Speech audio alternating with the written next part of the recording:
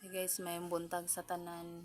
Sayang kayo atong kuan no, atong number atong December 1 gahapon panigawas ang kuan katong 241 nga akong gihatag pero balik gihapon.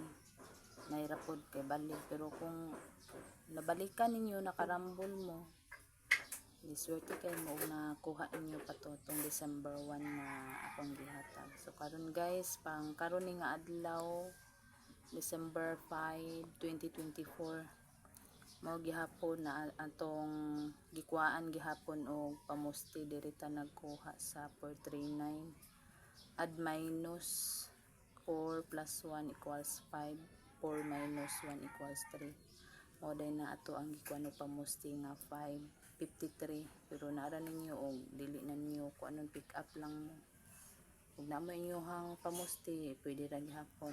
So ang atong pasakay 37 37 pwede ninyo ni ang kaning 37 pwede mo magkuha diri sa ako ang kaning mao ni akong computation.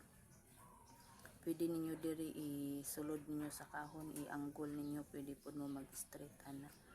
So, pwede pod og isara inyong pick upon pero mas nindot gyud nga kuhaon ninyo ng duha kay basig mo kuha ang duha karon nga adlaw nga number.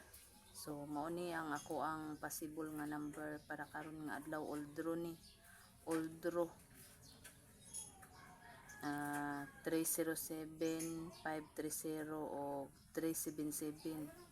Ang kaning 377 pwede pud mo ani magkuan, pwede mo mag 337 kay basig iyang isindikato ni ang kani kay kuan ra ba kanang Huwebes ra ba taron dapat gahapon Merkulis wala nakadubli Merkulis basig mo dubli karon Huwebes kay wa man nakadubli gahapon o dili nimo dubli karon Huwebes back result gahapon nga resulta balikin ninyo na ibalik na mabalik ato tong gahapon nga result sa katong December 4 2024 nga result 2 PM 439 5 PM unsa itong 5 PM basta kay ang katungkuan gahapon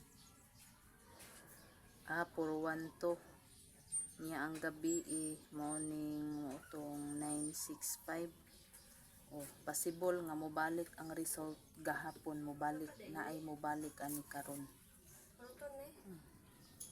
So maura to guys, nara ninyo og musabay mo og di mo gusto musabay di okay ra gihapon kung naman yung kaugalingong number.